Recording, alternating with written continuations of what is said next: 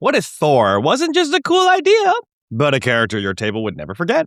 Today we're brewing Thor into a fully playable D&D character, breaking down the choices, the flavor, and the mechanics that make them sing at the table. Ever wonder how to turn Thor into a D&D character? We'll show you exactly how to do it, because this is how we brew it.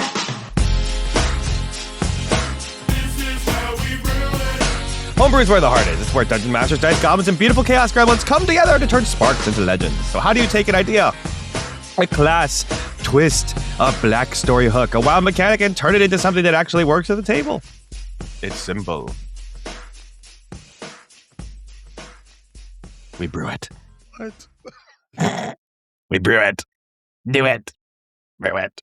We've got 6 flavorful categories to walk through, designed to help you build characters that feel alive, playable, and unforgettable at the table. Today, we're starting with the Brew It acronym. But first, today, Taylor, our sponsor is D&T. So, Taylor, I'm going to challenge you to do this and ad read for a D&T as if you were a character in the MCU, specifically Thor universe. And we've already done some other ones. So, who are you going to do next? The world wants to know. Not the world. I don't know, Kyle. I think this time you should give me one. Oh, I should give you one? Let's mix it up. Anyway, here's the thing. Is it going to be accurate? No. So it really doesn't matter. Since we were just talking about Thor Love and Thunder, I want you to do it as if you were Zeus from Russell Crowe's Zeus. Oh my gosh. I don't know what he sounds like. Here we go. I'm in a throne. Today's episode is sponsored by D&T. The official beverage of... It needs to be the official beverage of me.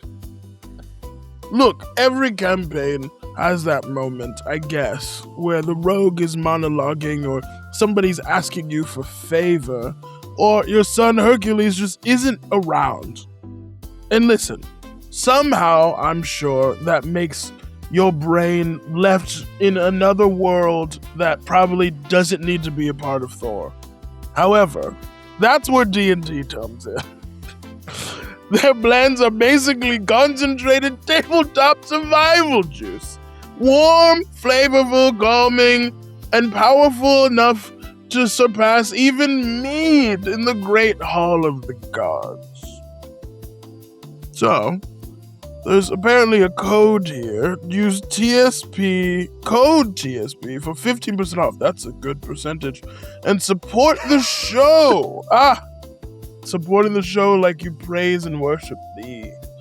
D&T, keep parties functional since, I guess, 5 minutes ago, which is an incremental amount of time for me. I don't even know what that looks like. Anyway, someone give me grapes. It's essentially who he plays. That makes sense. That makes sense. Thanks, D&T, for sponsoring our show. And thank you, Taylor, for that wonderful rendition. We're going to go through the categories now of B, base build. What's the mechanical foundation? That's going to be class, species, stats, etc. R, resonance and vibe. This is where the characters get the heartbeat. What's tone, themes, and emotional texture of the character? E, extra froth. What makes this character pop? A signature move, a strange habit, a cinematic flourish. W is weird for us. That little off-book detail you never find in a standard build guide. I is inner drive. Why do they adventure? What do they want? Fear, or feel compelled to prove. And T is tension, is what pressure follows them into every scene. All right, Taylor, let's get going here with the base build. How are we going to turn Thor into a player character? Yes. So I thought about this for a while, and I was like, part of me thought Paladin, because I feel like that was the way we were going with Captain America. With Thor, this is weird. But there's something for me that sticks between Barbarian and Bard. And the reason I say Bard is because there's something a little more charismatic about Thor than like normal. But I don't think that's like accurate because Thor is so heavy on the look at my hammer. This hammer is amazing. Now, then that brings me to my last point. What if Thor is a warlock? Interesting. The hammer gives him his power. Because his patron is like the hammer. Ooh, and his worthiness. Now, again, when we think about the things that he can do, there's something akin to a thunderous smite when it comes to this guy. So, like, Paladin feels accurate enough. If you really want to get, like, the things that Thor can do. He's the god of thunder and lightning. But if you make him a Hexblade Warlock, Hexblade Warlocks get smites. They get smites. Wrathful Smite, They do. Branding Point. Oh, look at you. They do. So, Ooh. I think Hexblade Warlock might be the vibe. I would never have gone there, Taylor, but that is why we are doing this together. It's also why you're a genius.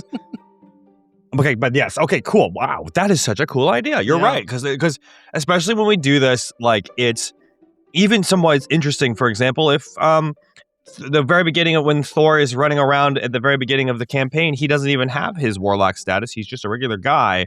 And then he gets warlock status at some point throughout the campaign, which in that case, maybe you do play him as a barbarian or a fighter or whatever. But like you've agreed with your dungeon master, you're going to swap sheets at some point, which would be pretty cool. But wow, that is really cool. Mm-hmm. All right. Yeah. So then I guess then we're just flavoring a bunch of stuff around his like lightning abilities and super strength and things like that nature. Yeah. And the ability to fly, which you just pick the right spells for that. And you can always ask your dungeon master, can we turn, the fireball into a lightning blast if flavor and damage wise, because, stuff like that. Mm-hmm. Amazing. Honestly. Okay. So base build. Are we missing anything else though? What is he? Is he a human? Is he an Aasimar? Is he a? I think he's Aasimar for sure, because then you don't have to worry about the fly stuff. He just gets. I think he gets fly, if I'm not mistaken, at a certain level. At a certain level, yeah. And that could also represent him reclaiming his, god status, so to speak. Okay, yeah. And then background is noble, otherworlder. Oh yeah, I would say noble. I think he's a little privileged. Yeah. I would say noble for sure. Because also the Hexblade, I think they get to like designate a weapon that they can mystically channel through. That's the one that gives them their damage and bonuses. They don't get the like recall feature of that you might be looking for from like an Eldritch Knight, where their weapon is soulbound.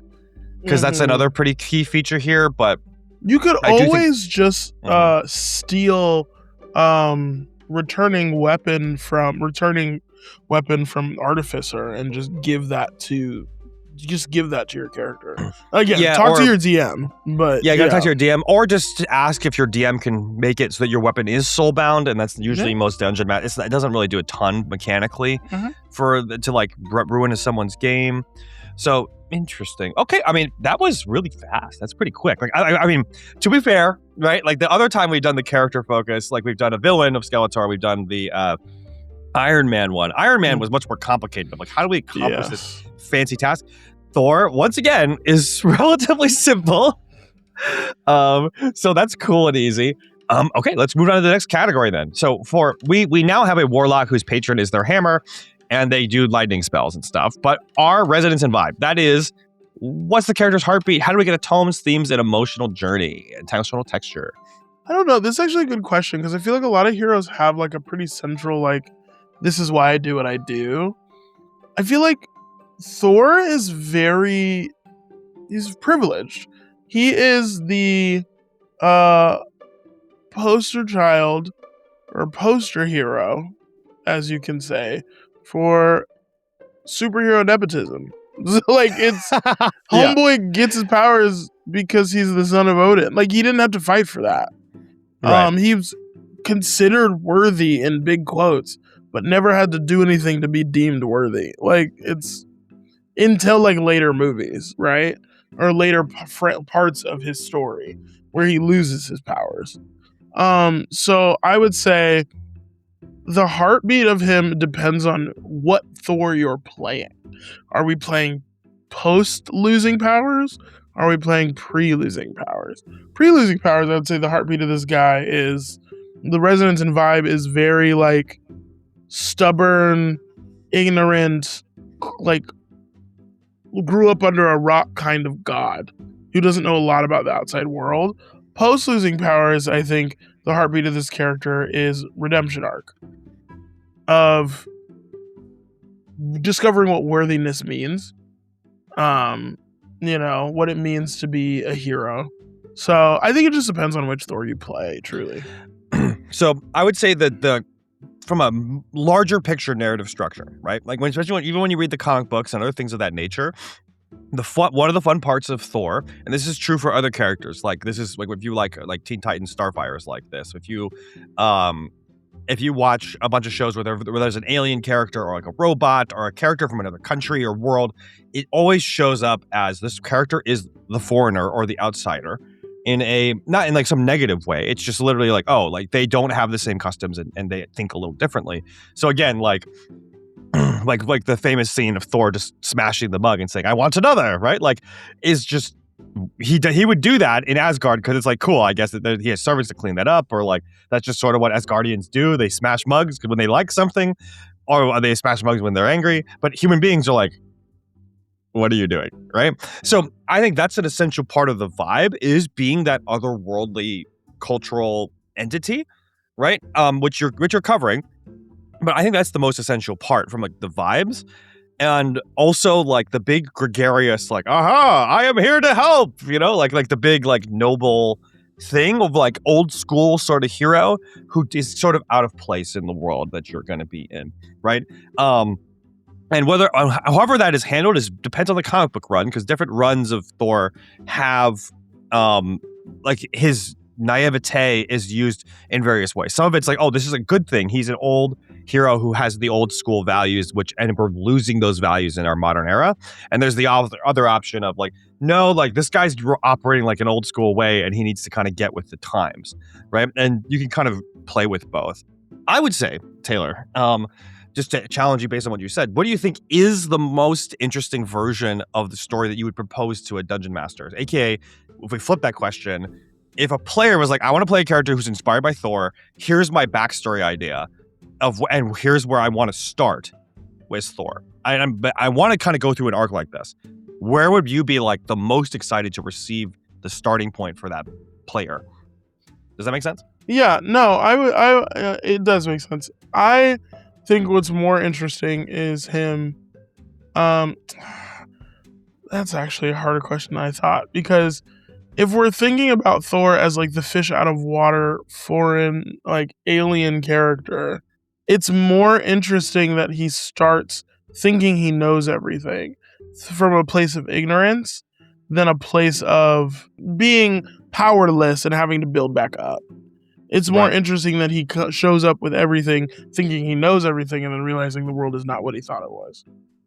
Mm-hmm. So probably then has power and then loses it? Is that what I'm hearing? No. Just starts out with no power? No.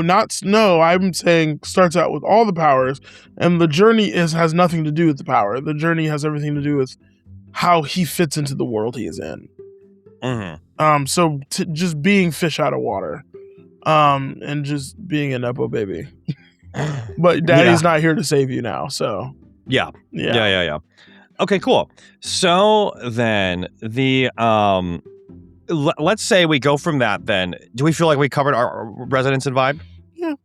Okay, let's go for odd and weird for us. Like, what are the things that is going to make this unique and interesting, and also the little details for us? Yeah. Have him shove his head in everything.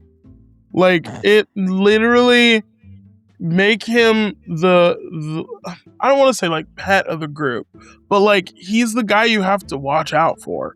So like if you're playing this character, make him as ignorant as humanly possible. Question what people are saying, question customs. Make him like it's the same character in Guardians of the Galaxy. What's his name? The Destroyer? Drax. It's Drax. Thor is Drax. So it's like, make him be like, I don't understand these ways, but in my land, like that's funny. Right. I think that's like that extra phrase of that's the thing that like it, to me, is like signature to who Thor is, of him being like, well, that doesn't really make any sense. I'm going to do this other thing. Like, and it's like, what? Right. And of course the thing he's going to choose to do is going to fail. But I think it's funny regardless that he gets himself into crazy, like he can get himself into a weird situation because he just doesn't know any better. Yeah. Yeah, I think that this is a good question and or discussion point for us to talk about. How would you play a character that is like Aloof, but like specifically like, I mean, you know, people have various backgrounds, so we all have different cultural contexts and understandings, but like we as a humankind do have a semi-general understanding of how the world works and cultures and things of that nature, right? Sure. Like overall. So like having someone who is completely foreign to all of that, right, is weird for us to play, right? Like it's harder. It takes an extra level of step. So how would you construct that to help a player do so? Like kind of play that. So you've definitely said like, okay, like there's a great touch point for me is how come this is the way it is? Mm-hmm. Because back in my culture, this is the way it is. Right. But like any other extra pieces, or is it just like you build out the culture of the backstory of the world he comes from? Like, I mean, yeah, that's a huge part of it. I think I'm a huge proponent of you don't know your character until you know where they came from. And I think a lot of people will go backwards with backstory writing. I don't think you have to world build an entire place for your character if you're a player, but I think it's good to note, like, what are 5 things your world does that are completely different than ours? yeah. You know, give me 3 adjectives for what your world is. And you can let the DM help you with that, of course. That's their job. But yeah, I think it really is like, know your world, know how it's different from the regular, from, you know, Faerun or whatever you're playing. I just, in my opinion, it's question literally everything. Like, how, because that's funny, but also, I don't know. I just think that is the touch point, is like, find something to ask a question about. Be like, why does this bear have an owl's head? Like, that's hilarious. It'd be like, oh, well, it's a bugbear. This doesn't look like a bug to me. Like, it's like, what do you mean? So this should be called, or not bugbear, it's an owl bear. It's like, oh, that's confusing. Well, that's a bugbear. Why are there so many bears in this world? Like, that's like hilarious, you know? Back where I'm from, there's only one bear. Yeah. So I think one of the things that I have as a good coaching point too that might help people if you're from a more conceptual angle is Thor's not the smartest tool in the shed. He's still an all-star, but he's not the sharpest tool in the shed. He's a frat boy. Yeah. So, but like he's got a heart of gold is sort of the whole point of Thor as well, right? So when you play a character like that, I would coach people to say your character should be so foreign, so dumb, so, you know, like innocent or naive that they see truth underneath the surface, right? Like Drax gets to do this too, right? When you get to watch him on screen, it's like, hey, like, how come when you two are together, right? You do all of the physiological signs, nonverbal body language of liking each other. So how come you haven't asked each other on a date yet? Right. And like the whole group is like, right? Because like in human society, we just don't do that. Like we don't do that sort of thing. But it's like in Asgard, if you like each other, you get married. And like it's like, okay, cool. And you have all the signs. I've seen you write a letter to her and then erase it. I've done that many times for the women that I've been in my life or whatever, you know, like those types of things. And like yesterday, you confessed to me that you thought she was beautiful, and I was like, so I'm like, so that's what he thinks. And you're like, and then the other player is like, oh my God, I was supposed to keep that a secret. And he's like, he doesn't understand the concept of like secrets, for example.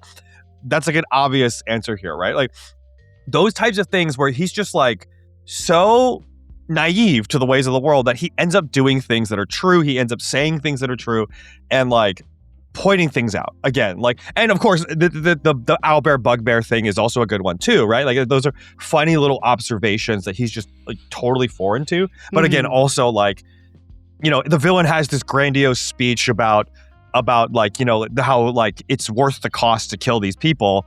And then he's like, but you're killing people. Right. Like, and then the villain's like, well, yes, but he's like, no. You murder people. No buts about it. I'm going to defeat you, you know? Right. Like, and that makes it like a cool character, right? So channel that idea. You're so naive or dumb that you see the truth and the good behind things, or like, and then also you see a bunch of random stuff that you don't understand all at the same time. Okay. Anything else there in the extra froth touch weird for us pile? If we are going to not just go straight up for the hammer, can we figure out a cool weapon of sorts that we could give the guy that's not just straight up a Thor remake? Or no, we should just go with the hammer of lightning hammer. I think you should go with the hammer. I don't know. I wouldn't do. I mean, unless somebody wants to really come up with their own weapon, I would say have a blast. But other than that, just do the hammer. The hammer's cool. Especially because great hammers and war hammers in D&D actually do crazy damage. So They do. They're good weapons that way. Yeah. Okay, so I would just say also I would recommend then, particularly if, once again, we've mentioned this a couple times now, if you have those critical role legendary weapons that get stronger over time, might be worth asking your dungeon master if you can get something like that too, because that would kind of scale with your power as well. Okay, let's go for then the inner drive and the tension of the character, and then we can wrap this all up. What motivates Thor? I think the thing that is interesting about Thor, at least in the movies, I haven't read a lot of the Thor comics, is that the second he realizes he is not considered a god in the human world, like him as a person, like not the idea, the myth of him, yes, but when he gets there, people are like, you were just a tall guy with long hair who's kind of weird. Yeah. I think his inner drive at least starts off as him trying to prove himself to people who don't see him the way he's seen in Asgard. I think it's fascinating that like everything he does, to your Heart of Gold point, I think he is trying to be a hero of their idea of what a hero is supposed to be. Right. Because he's like, oh, then you will see me as the way I am seen in Asgard. Because if not, then he has no reason to be there. You know what I mean? Mm-hmm. So I think when it comes to playing him as a D&D character, it's the same thing. Like, I have once played a character that was like, oh, I'm a hero. And then he lost every combat. And then he was like, and when I say lost, I mean, he was downed every single combat. And his friends had to revive him, but after the combat was over. And I remember playing that hero and being like, by the third fight, I don't think this guy thinks he's doing this the right way anymore. I think he's going, how can I be a hero and not in a world where this is different than mine?